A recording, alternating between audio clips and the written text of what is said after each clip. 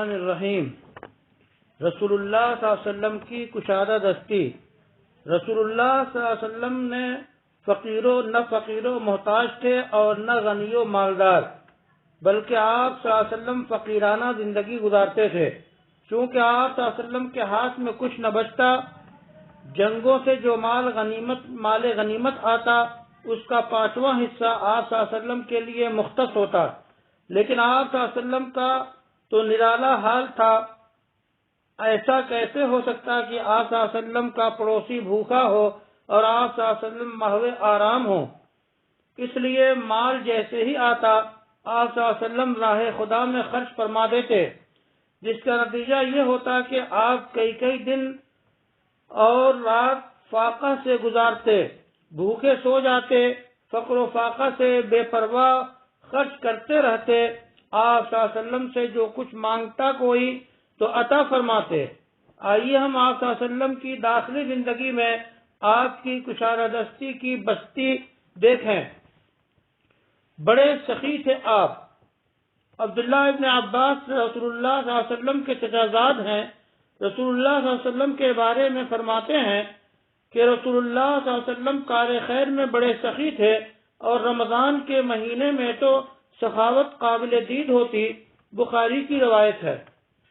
آپ صلی اللہ علیہ وسلم کسی سائل کو نہ لوٹاتے۔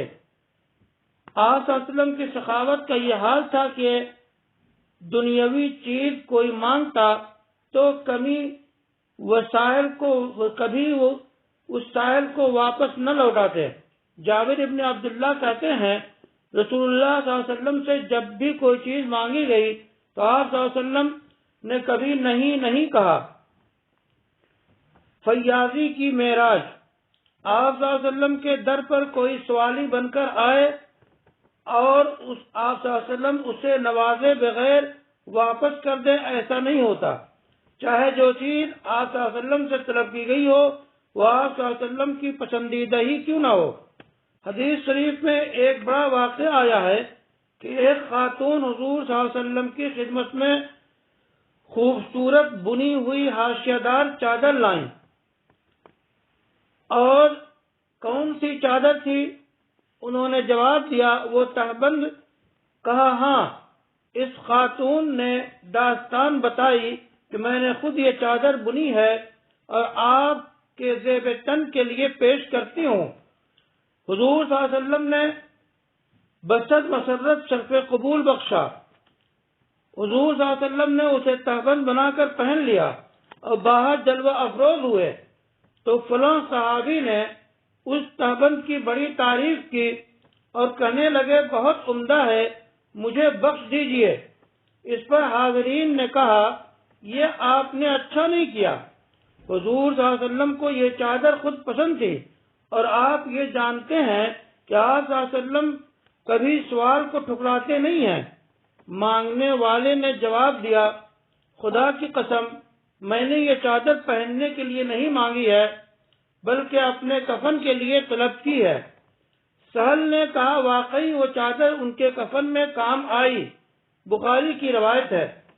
دیکھیے کتنی خوبصورت قیمتی پسندیدہ چادر تھی، اور تھوڑی دیر زیب تن فرمایا، کسی کو پسند آ گئی، اس نے مانگ لیا، بس پھر کیا تھا، آپ صلی اللہ علیہ وسلم نے عطا فرما دیا۔ یہ فیاضی و دریا دلی اور چشمہ فیض کی روانی ہے جس کی نہ کوئی نظیر ہے نہ کوئی مثال۔ 2 پہاڑوں کی بکریاں۔ رسول اللہ صلی اللہ علیہ وسلم جنگ کے بعد غنیمت کے حصے تقسیم فرماتے اور سب خرچ کیے بغیر نہ سوتے۔ آپ صلی اللہ علیہ وسلم کے خادم انس کہتے ہیں کہ اسلام لانے پر کسی چیز کا سوال کیا گیا تو آپ صلی اللہ علیہ وسلم نے وہ ضرور دی۔ ایک دفعہ رسول اللہ صلی اللہ علیہ وسلم کے پاس ایک صاحب آئے، انہوں نے 2 پہاڑوں کے درمیان اور جو بکریاں تھیں اسے آپ نے دے دی، یعنی 2 پہاڑیوں کے بیچ بکریوں کا جو ریوڑ تھا وہ آپ صلی اللہ علیہ وسلم نے آنے والے شخص کو دے دیا۔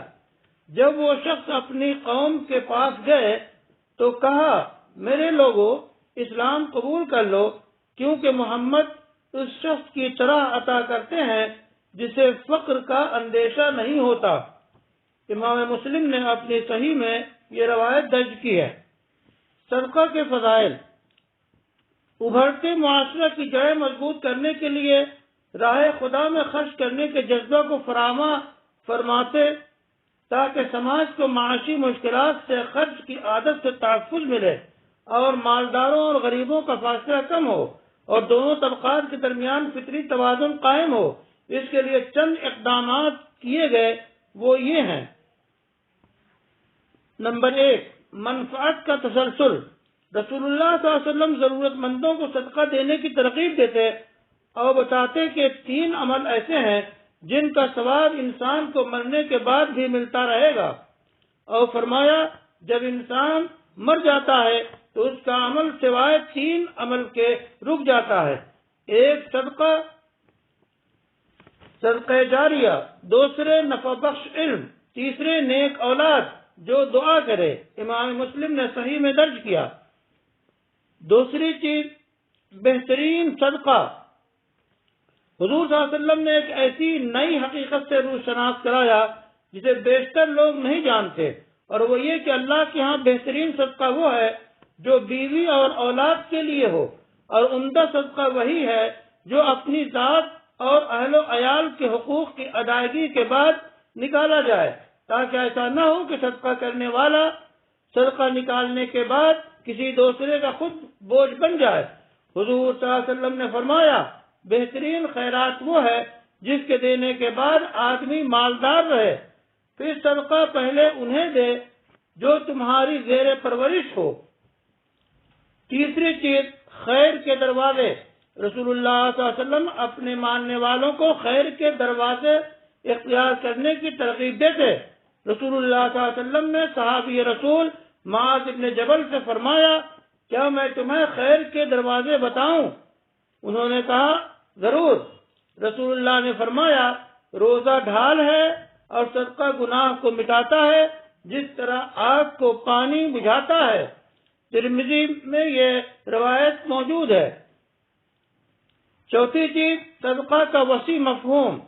رسول اللہ صلی اللہ علیہ وسلم نے صدقہ کی اصل حقیقت بیان فرمائی تاکہ لوگ صدقہ کا صرف یہ مفہوم کہ فقیروں مسکینوں کو دینا نہ سمجھتے رہیں۔ حضور صلی اللہ علیہ وسلم نے صدقہ کو وسیع مفہوم میں بیان کیا، جس میں بیوی، اولاد، خادم اور وہ خود انسان کی ذات سب شامل ہیں۔ رسول اللہ صلی اللہ علیہ وسلم فرماتے ہیں آپ نے جو بیوی کو کھلایا وہ آپ کے لیے صدقہ ہے، آپ نے جو اولاد کو کھلایا وہ آپ کے لیے صدقہ ہے، آپ نے جو خادم کو کھلایا وہ صدقہ ہے، اور جو خود کھایا وہ بھی صدقہ ہے۔ رسول اللہ صلی اللہ علیہ وسلم نے صدقے کا یہ وسیع مفہوم بیان کر کے یہ واضح کر دیا کہ کس طرح نیک عمل انسان کرے اور منفعت اس کی عام ہو۔ وصلی اللہ علی النبی الکریم وعلی آلہ وصحبہ اجمعین۔